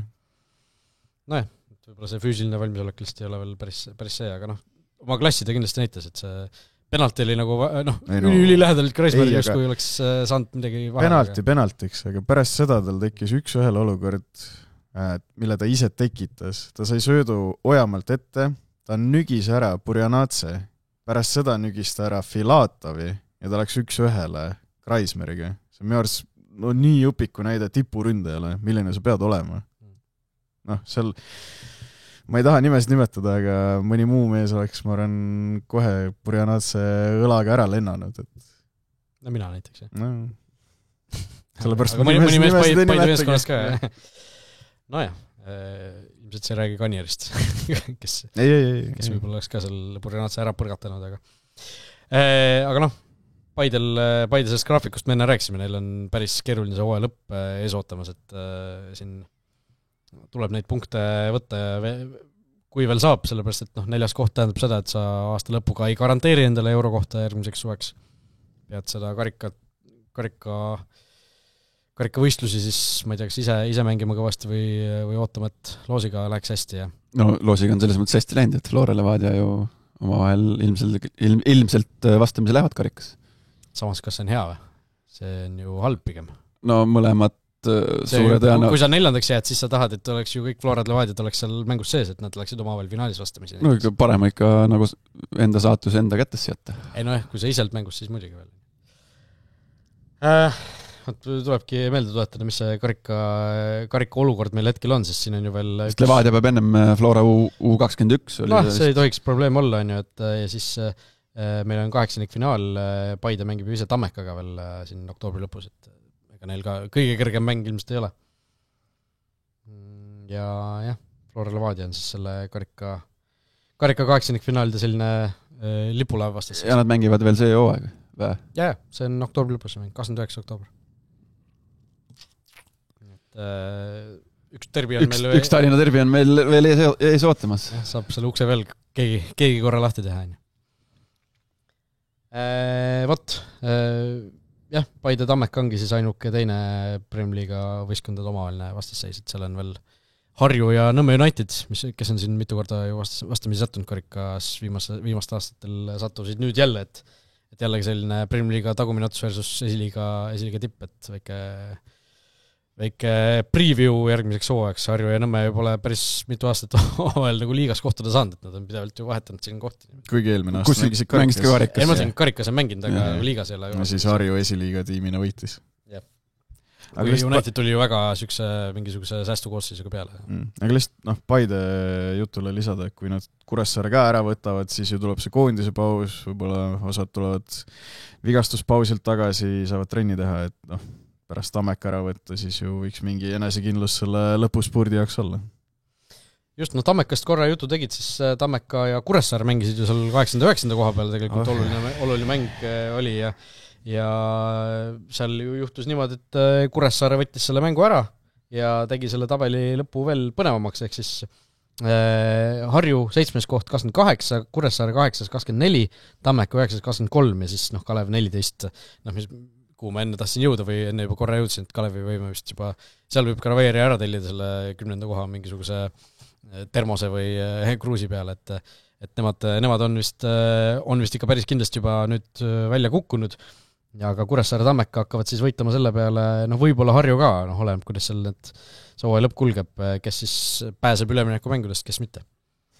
No see Kure ja Tammeka mäng, ma ütlesin ülekandes ka, et on näha, miks need tiimid on nendel positsioonidel, et ta ei olnud kõige ilusam mäng ja Tammeka puhul teagi, kas siis nii väga igatsetakse Bascheri järele või midagi seal rünnakul on nagu puudu, et kaugelt üritavad, aga lähedalt väga ohtlikuks ei muutu.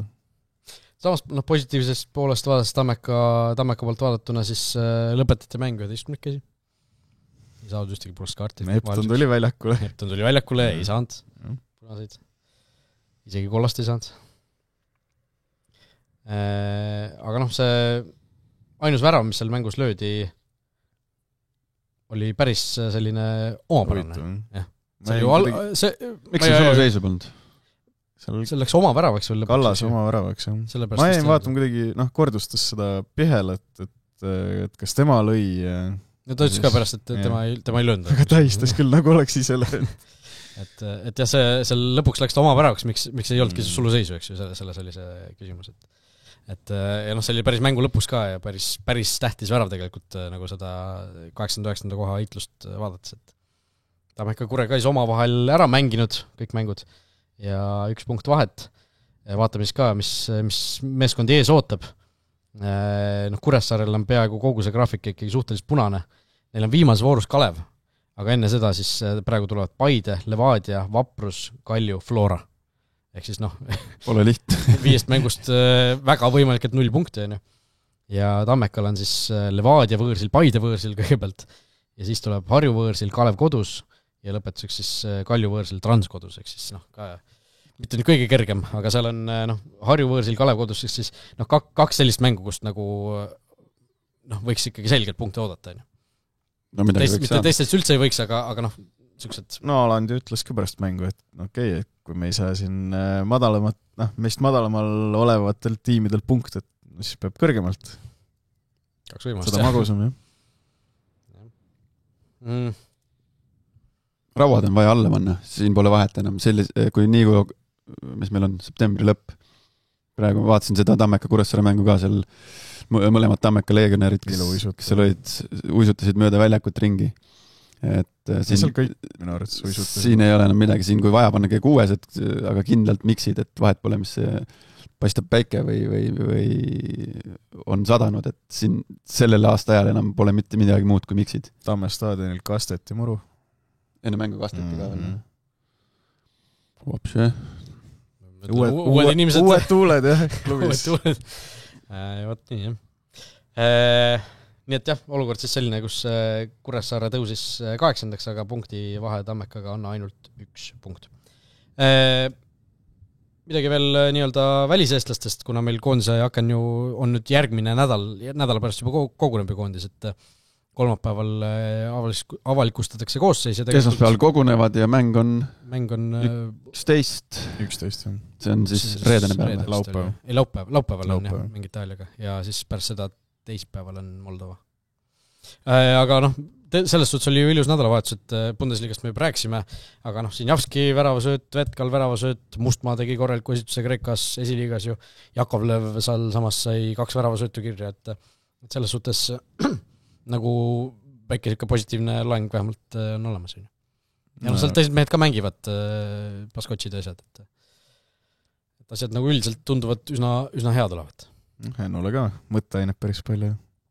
Et no ma enne korraga puudusime seda, et kui nagu teistsugune see huvitav see koosseis olema saab võrreldes seda septembrikuuga, et noh, mõni vahetus tuleb niikuinii, Eerme niikuinii tuleb, on ju, meil on Poom terveks saanud, Vetkal nüüd mängib, mine tea, on ju, mõtle võib-olla keskkaitses, mis saab, kas Tammik jääb, kas tuleb Mets, kas Mets tuleb, on ju, võib-olla sellest oleneb palju ja lihtsalt võib-olla selle eespool ka vaadates, kui Eermet ei ole, kui nüüd oleks Mets Tamm näiteks endiselt on sellises olukorras, et ta pigem ei saa tulla, Anier on ka nüüd vigastatud, ma ei tea, mis siis temaga täpselt on ju, et kes sinna ettepoole siis nagu võtta, ma isegi hakkasin mõtlema, et äkki see sama Karel Mustmaa lõpuks nagu tuuakse ära või? No ei tea. See Harju, ütle nüüd see, eks? Sillamaa on mulle sümpaatse mulje jätnud praegu. Ja ta on kunagi Joakoondisesse isegi kuulunud, kas ta käis kohal, aga mängu ei saanud, vist oli see üks jaanuarikuine aken, jah. Ta ei tõepoolest, tema juba teab, kus kus saab süüa ja kuhu peab pesu viima pärast, mis me rääksime. Ei noh, see on see uus huvitav, vaatad, kuidas vanemad oli ja ees teevad, siis niimoodi teed järgi, eks seal muud ei ole, nagu ikka see käib. Aga jah, ütleme, miks mitte tema, sest Paalbergi ilmselt võime välistada. Ütleme selle eelmise eks seal on palju, mis oleks Mattias Tamm, mis olukorras ja ma ütlen, seal jah, lahtiseid neid olukordi on palju, ma ütlen, Tamm ja Anier mõlemad ju on siin hädas olnud tervisega, et eelmine kord oli Ustase, kes jäi napilt välja, sa ütlesid ka, et Ustal nüüd see kuu nüüd võib-olla nii hea ei ole olnud, aga mine tea, võib-olla selle asjaolude kokkulangemisel ikkagi tõuseb sinna valikusse ja nii edasi, et kolmapäeval saab teada, sa võid siin igast asju mõelda. Tore on ju, sellepärast me siin olemegi, et selles mõttes, et kelle sa kutsuksid, võib niimoodi on palju lihtsam, et kui sa oleksid peatreener, kelle sina kutsuksid või... jällegi, me ei tea, mis need seisud on täpselt tervisega, on ju, et... muidu Sillamaa on nagu päris hea pakkumine, aga pigem sobiks ta rohkem ju äärde kui tippu. Äärde meil ka mängeid vaja, on ju? Mingil määral küll, jah. Mingil määral. Jällegi, Lassi Sinjavski küsimus endiselt ilmselt tõusetub, on ju, ta nüüd äärekaitses ju teeb väga häid asju Tšehhis, et kas ikkagi nüüd siis nagu tuua ta tagasi sinna kaitsesse või mitte tuua tagasi, vaid siis väljaku peal tagasi kaitsesse, nagu see seni ei ole üldse ju tahtnud seda teha. Jah, sellepärast, et siis on meil defitsiit täielik ju ääremängijate näol. Aga meil nüüd äärekaitses ka, samas äärekaitses Hussar on tagasi, eks ju, võrreldes eelmise korraga, ma eeldaks seda, et Hussar versus turvahetust tehakse küll ära näiteks. Äärekaitsetega meil, mis seal on siis? Meil on vaja Peetson, Baskotši, Saliste, Turr, Larsen, Sinjavski, kui sa tema paned äärekaitseks, et sinna on konkurents on küll. Natuke on jah, aga see konkurents võib-olla võiks olla natuke kõvemal tasemel. Aga võta äär siis, meil on Jakovlev, kui Sinjavski ta ei taha seal mängida, kaua sa teda punnitad seal, siis kui ta ei taha. Ta igal pool üritab seda öelda, et ta ei taha. Saarma. Saarma, kes minu silmis Saarma, kes endiselt minu silmis pole ääremängija, Käit, kes pole ääremängija. Meil on Jakovlev, 1. Ja ongi kööga. No hästi, siis Sillemaa. Jah, igatahes palju pole oodata paar päeva ja siis saame teada, mis valikud siis teeb. Väliseestlasest rääkides Janika Volkov veel 2 vooru järjest Austria kõrgliigas värava löönud on ju, mida on tore näha naistekoondisel ka siin oktoobri lõpus ju, koondise aken tuleb Balti turniiriga. Lillemets samamoodi ju Saksamaal. Lillemets ka Saksamaal. Resultatiivne olnud. Ja naiste meistriliigast ka, kui me eelmine kord rääksime sellest, oli ju eelmine nädal, kui me rääksime sellest naiste meistriliiga olukorrast, kus siis justkui Elva ja Tammeka hakkavad mängima selle peale, et kes saab siis 1,5 kuud varem puhkama, siis tegelikult nüüd tehti siis erakorraline otsus, et kõik 7 naiskonda, kes alles on jäänud, mängivad siis 4. ringi ka, et kellegi hooaeg varem läbi ei saa. Mõistlik otsus. Jah. Ei saa ka vastu vaielda.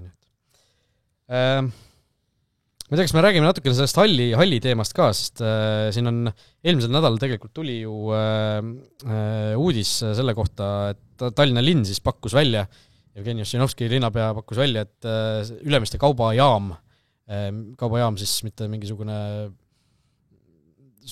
kaubanduskeskus, vaid siis raudteesektsioon, kus siis vanasti mingisuguseid vaguneid ümber tõsteti ja tehti midagi, mida enam ei kasutata. Et see võiks olla siis koht, kuhu rajada siis see uus nii-öelda suur hall. Vagunid ja Ossinovski. Seal on väike huvide konflikt juba. No jah, see selleks, aga ütleme, ehk siis Ossinovski point oli see, et meil on aega 4 aastat siis 2029. aasta ja augusti lõpul septembri alguseni, millel iganes toimub siis korvpalli EM-i 1 alagrupp Tallinnas on ju. Ja et kui kohe nagu liigutama hakata, siis saaks selle suurema halli valmis. No juba on vähem kui 4 aastat jäänud. No natukene vähem. No ei jõua. No ma ei tea, ma arvan, et kui väga tahet oleks, siis ikka jõuaks. Kaua seda Saku Suurelli ehitati? Üks seda mäletab. See käis, ma arvan, tunduvalt kiiremini. See oli vist küll plaanis enne seda, kui Eurovisioon võideti, aga seal, ma ei tea, kus meil Eurovisioon toimunud oleks ilma selleta, kus Linnahallis. Lauluväljakul. Linnahall vist. Estonias. See oli ju sajandi alguses. Linnahalli tol ajal ju kasutati veel minu arust. Aga seal Eurovisioonil Linnahalli see konfiguratsioon on ju täiesti teistsugune kui nagu tavaliselt. Igatahes on see Ülemiste kaubajaama koht on nagu välja vaadatud, see on üks potentsiaalne koht, kuhu siis see nii-öelda suur hall rajada.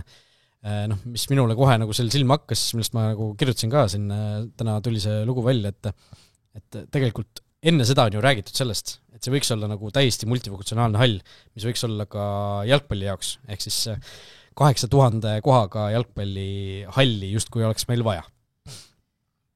Oleks vaja, miks? Sellepärast, et see vajadus talvel mängida suuri nii-öelda rahvusvahelisi mänge on üha nagu aktuaalsem. Esiteks, naiste koondisel, eks ju, on siin kas detsembris ja veebruaris on aknad, kus tuleb siis mängida, seni on seda sel aastal ju pääseti sellest, sest meie naiskond ei läinud sinna mingisse play-in'i või play-out'i, ei pääsenud vist otseselt, kus oleks siis olnud vajadus veebruaris mängida kodus. Aga seal ilmselt mingil hetkel tekivad need olukorrad, kus tuleb siis mängida. Ja praegusel hetkel Sportland Arena suhtes ilmselt pigistatakse silm kinni naistekoondise puhul on ju. Aga see ei ole kindlasti ideaalne variant. Ja aga ütleme, suurem küsimus tekib siis, kui meil peaks mõni klubi ikkagi jõudma Euroopas ju põhiturniiril. No nagu RFS. Mis on nagu selles suhtes naljaks muidugi vastu või paita, et mis asjad tahtsin, et ei ole ju jõutud siin kuskil, et Flora jõudis korra, et see kord 5 aasta jooksul siis kas on mingit vajadust, aga see lihtsalt see teekond Eesti klubidel sinna põhiturniiril on ju muutunud järjest nagu lihtsamaks või siis reaalsemaks on ju, et see asi on läinud selles suunas, et Euroopas jalgpall on üha rohkem talisport. Konverentsi liigas 2 viimast mängupäeva olid vist sel aastal 11 ja 18 detsember. RFS-i näite tõid Euroopa liigasse, hoidku jumal sellest, me keegi Euroopa liigasse peaks saama, kus meil mängime jaanuaris ja veebruaris veel, või jaanuari lõpus vist lõpus. Jaanuari lõpus. Jaanuaris on 2 vooru igatahes. Noh, tegelikult see Taugava muru saadi väga heasse korda, aga samas sinna alla läks ikkagi tohutult pappi ka. 100 000 oli mäng või midagi sellist. Aga praegu ongi olukord selline, kus siis A. Le Coq Arena olekski sellise mängu võõrustamiseks ju ainus reaalne variant Eestis. Et mingi variant on ilmselt see kuskile mujal kolida täiesti teise riiki, kus on vastavad võimalused, aga A. Le Coq Arena on meil praegu täiesti naturaalmuruga väljak, eks ju. Et lihtsalt kogu selle taustal siis selle sisehalli juures on räägitud ju ka sellest, et see võiks siis olla siis moduleeritav niimoodi, et sa saad ka pidada seal 8000 publikuga või tribüüniga jalgpalliväljaku või jalgpallimänge, aga seda saaks teha siis ka korvpalliväljakuks, lisaks jalgpallil seda suurt areeni vajaks siis ka näiteks kergejõustik, kus saaks, mille abil saaks siis näiteks Eestisse tuua mingid sise-EM-e näiteks, mingid sellised võistlusi on ju, ja lisaks sellele siis ka see korvpalli vajadus suurema saali järel, et kui lihtsalt huvitav on mõelda selle peale, et korvpallil on ju see natuke alla 7000 on see Saku Suureli või Unibet Arena täismaja on ju, et kui paljudel jalgpallikoondise mängudel tegelikult on sellest rohkem rahvast tegelikult meil praegu ju tribüünide peal, et me täpselt ei tea ju, kui palju inimesi jääb nagu Kossus nagu justkui ukse taha, et kui suur see nii-öelda täisvajadus oleks, aga vähemalt 10 000 siis seda halli nii-öelda soovitakse. Ja see siuke mõttepuder, eks ju, lõpuks lõpuks ta jääb selle taha, et tasuvusanalüüs, kes selle ürituse kinni maksab, see on ilmselgelt selline multifunktsionaalne hall, ma ei tea, kus meil lähiringkonnas, kas on kuskil sellist halli, kus saab jalgpalli, korvpalli, kergejõustiku teha sellisel tasemel, et 10 000 Norras, pluss ma tean, on üks asi, aga seal on ka ikkagi olnud päris kõva see majandus- või majandamise küsimus on ju, et kuidas see tasuvus on? Lihtsalt see, kui sa mõtled, see Ülemiste kaubajaamas ongi see, et see mure nii-öelda jalgpalli mõttes, et jalgpalliväljakuga hall sinna ei mahkuks ära. See on ainult nii-öelda natuke suurem Unibet Arena põhimõtteliselt on ju, et samade funktsioonidega. Et lihtsalt ma ei tea, kui suur point on nagu rajada sellist asja, mis oleks nagu natukene suurem Unibet Arena, mis oleks lihtsalt natukene suurem, natukene moodsam, aga samas ta võtaks nagu need funktsioonid ära, mis sellest praegusest Unibet Arenast üldse saab näiteks, kui tuleks selline uuem asi, keegi ei tahaks ju sinna vanasse halli enam minna, ma ei tea, mis sellest saab, et kas pigem ei oleks mõistlikum kuidagi nagu teha mingisugune projekt, et see Unibet Arena siis nagu suuremaks ehitades, kogu see vajalik taristu, kõik asjad on seal ju tegelikult juba sest ükskõik millisest otsast sa majanduslikult seda vaatad, siis seal peab ikkagi mingi väga hea niši leidma, et see nagu ennast ära majandaks.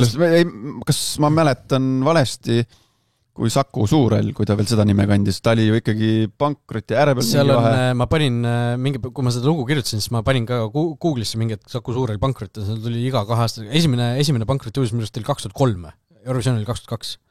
suht kiire. Et umbes kõlgub seal pankroti järel, et see, praegugi on juba väga, väga keeruline seda ära majandada. Okei, seal on räägitud, kui see hall oleks suurem, sinna mahuks rohkem inimesi, sinna saaks nagu suuremaid üritusi tuua, et mingisugused, ma ei tea, artistid vaatavad, teil on ainult, ma ei tea, 10 000 või praegu palju sinna kontsertidega mahub, et siia ma küll ei tule, on ju, et ma ei tea, kas sinna suuremasse halli siis nagu nii palju hakkaks tulema, aga lihtsalt küsimus on ka selles, et kui see teha nagu jalgpallivõimekusega ja kergejõustiku võimekusega, siis see halli nagu kogu maht, lihtsalt nagu füüsiline maht oleks nagu niivõrd palju suurem tegelikult, kui sellisel Unibet Arena tüüpi saali. Kubatuur. Ei lihtsalt mõtle selle peale, et korvpalliväljak on väiksem kui üks jalgpallikaristusala ju.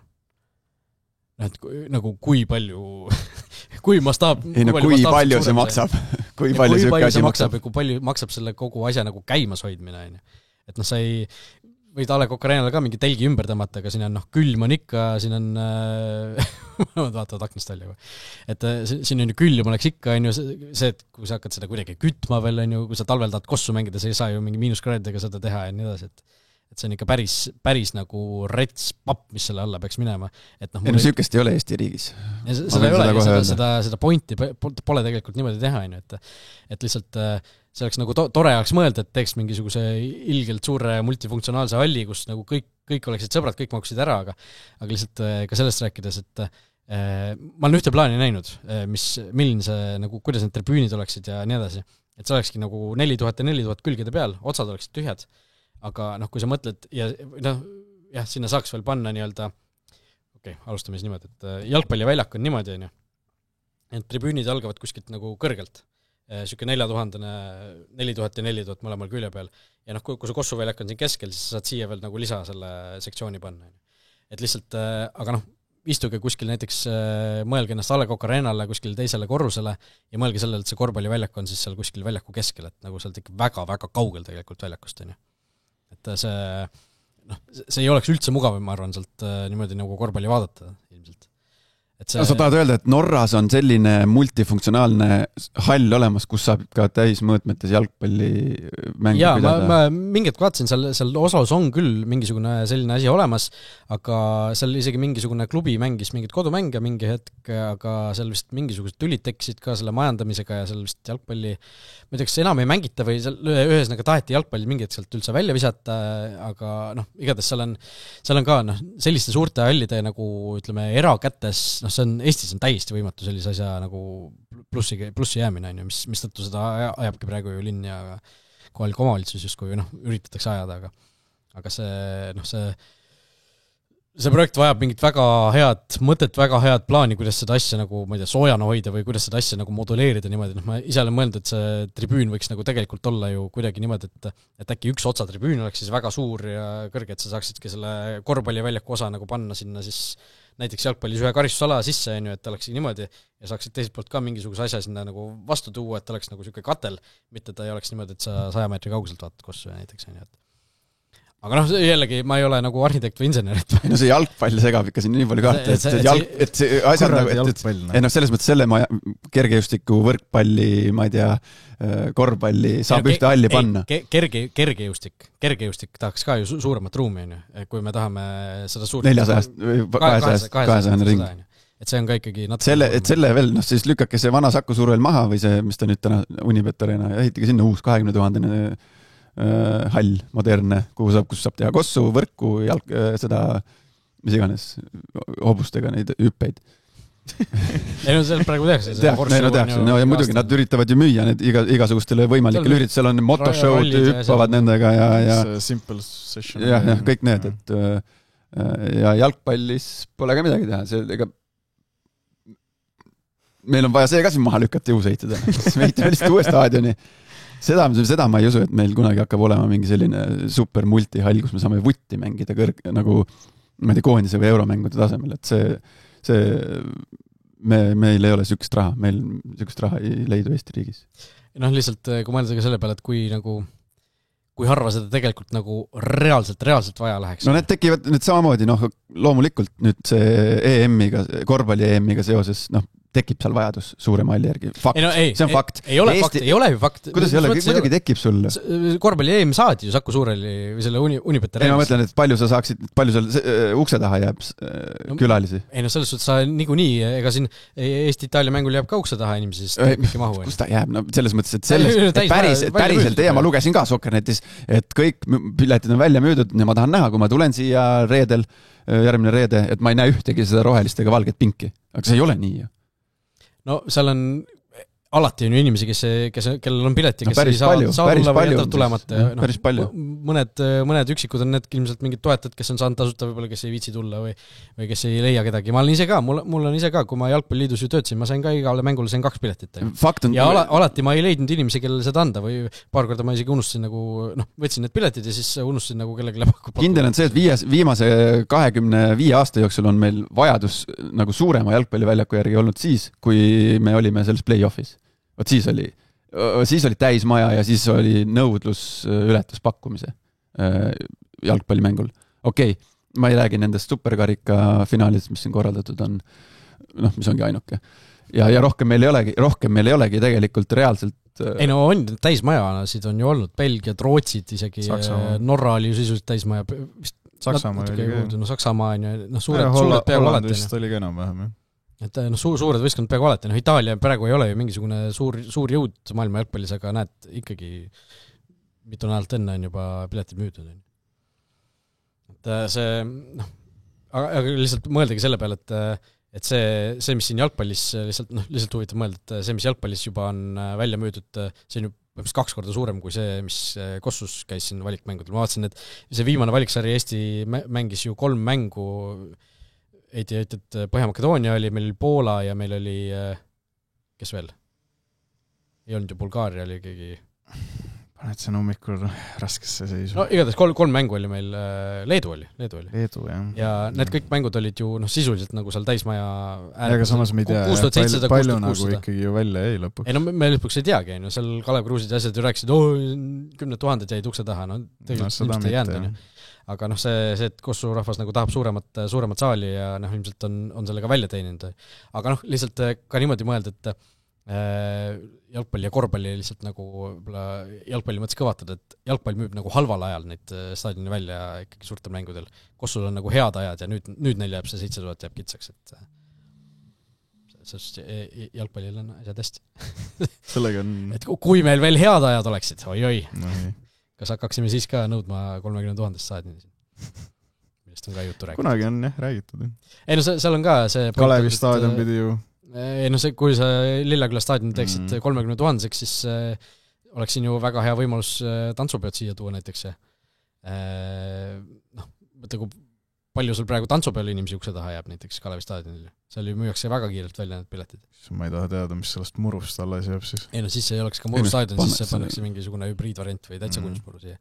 Ja me jõuame ka sinna, et kas A. Le Coq Arena ikkagi peaks olema naturaalmuru igavesti ja alatiseks või siis tekitad siia katuse peale, paned siia kunstmuru ja teed selle asja nagu soojaks ja mõnusaks, et äkki see oleks nagu tegelikult veel parem lahendus lõpuks. Aga jalgpallurid ja inimesed nagu vist, fännid ei taha seda vist sellest veel midagi kuulda, et see on rahvusstaadion kunstmuruga oleks. Kuigi mitmel pool ju oleme näinud, et selle lahendusini on mindud ju, et siin ju, kes mängivad kunstmurul? Aga Soomegi on ju selle, kogu aeg vahetavad selle olümpiastaadioni kõrval oleva väljaku nime. Bolt Arena vist on praegu. Äkki on. Viimati oli. Et seal on kunstmuru, et on ju ka enam-vähem sama suur kui A. Le Coq Arena. No vist natuke väiksem. 10 000 kanti vist on jah, et seal on ka korralik staadion, eks ju, kunstmuru. Ja kui mõelda ka nagu veel grandioossemate projektide peales Kasahstanis ju Astanas on ka ju täiesti katusega suur jalgpallistaadion, kus on ka kunstmuru ja see ongi nende rahvusstaadion, et keegi ei kosise. Kindel on see, et ega see A. Le Coq Arena on ju, mis ta on meil, 25 aastat, kuna ma 2001 või? Varsti saab ka 25, jah. 25-eks. Ja ta logiseb siit nurgast ja sealt nurgast ja küll vett tilgub sealt läbi ja et ühel hetkel mitte väga kaugust tulevikus tekib see küsimus meil, et mida teha. Kas remontida või ümber ehitada? Kas rekkida või ehitada uus või midagi? No ütleme, kui sa selle maha tõmbad, siis kus sa mängid? kus Barcelona mängis, näed seal meil ei ole siin Tallinna olümpiastaadion Toompea otsas. Kadriorg läheb ka praegu rekki ja seal pannakse kinni. Kadriorus tehakse see uus jalkastaadion. Tehakse kõrvale see mängid Kadriorus. Aga see küsimus varem või hiljem nagu lauale kerkib, aga endiselt on küsimus see, et ma ei tea, need hinnad on nagu täiesti nagu kolossaalsed, see plekk on vaja leida, keegi peab selle kinni taguma. Ja ma ei tea, me oleme siin rääkinud ja see okei, see on nüüd täitsa tipptehnoloogia, ma ei tea, näide tipptasemelt Santiago Bernabeu hind 2 miljardit eurot. Allianz Arena rekkimine, kas ta oli 750 miljonit eurot maksid. Loomulikult me siin ei räägi sellistest... See oli veel ju aastaid tagasi toonaste hindadega. Jah, Bayern maksis 9 aastaga selle laenu tagasi, et võttis 25 aastaks. Et need summad on nagu kolossaalsed ja siin muidugi me võime nagu tahta, aga keegi kuskil vaatab nagu neid numbreid ka ja keegi kuskil peab mõtlema sellele, et see on vaja nagu ülal pidada ja kas tänases päevas Eesti riigi majandus on selline, et nemad ei taha seda kulu nagu üldse enda kanda võtta. Seda raha ei ole kuskil lihtsalt. Seda raha ei ole, jah. Meil on praegu väga palju olulisemaid asju, kuhu raha kulutada esiteks on ju ja teiseks praegu võetakse laenu, et üldse jooksvate asjadega toime tulla rääkimata kaitsekuludest. Aga me läheme siin juba olukorrast riigist saateks kätte väikselt. Nii et jah, keeruline teema on saali teema igatahes see... Kindlalt, loomulikult kõik on selle poolt, et uus, hea, multifunktsionaalne, mõnus, suur asi, et selle vastu ei ole kellelgi midagi. No, lihtsalt minu jaoks ongi küsimus, et kas meil on nagu mõtet ehitada natukene suurem Unibet Arena lihtsalt selle peaks, et kas siis nagu õnn tuleks meie õuele kõik suur kontserdid, suur üritused järsku tuleksid siia või? Et ja noh, lihtsalt ka, mis saaks siis sellest eraomandist Saku Suurelist edaspidi, et ma nagu selle omanik, niikuinii ei tahaks ilmselt olla, aga selles olukorras tahaks veel vähem olla. Et mis siis nagu siis saab? Minul on muidugi väga nagu elukoha mõttes väga palju mugavam seal Unibetil kui Ülemistes, aga see on nüüd kõrval ja see mind ei mõjutanud antud olukorras. Ei tea, õnneks meie ei otsusta ja meie ei määra. Kuskil on veel Tondirapall ka. See ka veel on. Aga no, ma ütlengi, eelkõige mina tahaks nagu, ütleme, Kossu fännina, mina tahaks, et Kalev Cramo oleks oma nagu mingi 2-3 tuhandene korralik hall, mis olekski nagu nende kasutuses, kus neil oleks nagu korralik kodu, kus nad saaksid mängida, et ja publikut ka tuua, kui suuremad mängud on, et see võiks nagu olla realistlikum või niisugusem söödavam asi, mis mingi hetk ära teha. Nojah, aga see on, ütleme, see ei ole nüüd nii suur investeering ja seal ikkagi Cramo rahapossid minust Äripäeva rikaste top 500 olid sees ja selle investeeringu võivad nad teha küll. Seda küll pooldame. Okei. Vot, tõmbame siis sellele saatele. Oota, räägi nüüd see NATO värk ka tuleb või tuleb? NATO test. No vaatame, järgmine nädal võib-olla mingisugused jutud liiguvad, et... Jutud liiguvad võib-olla järgmine nädal, jah, hakkame seda NATO testi siis tegema.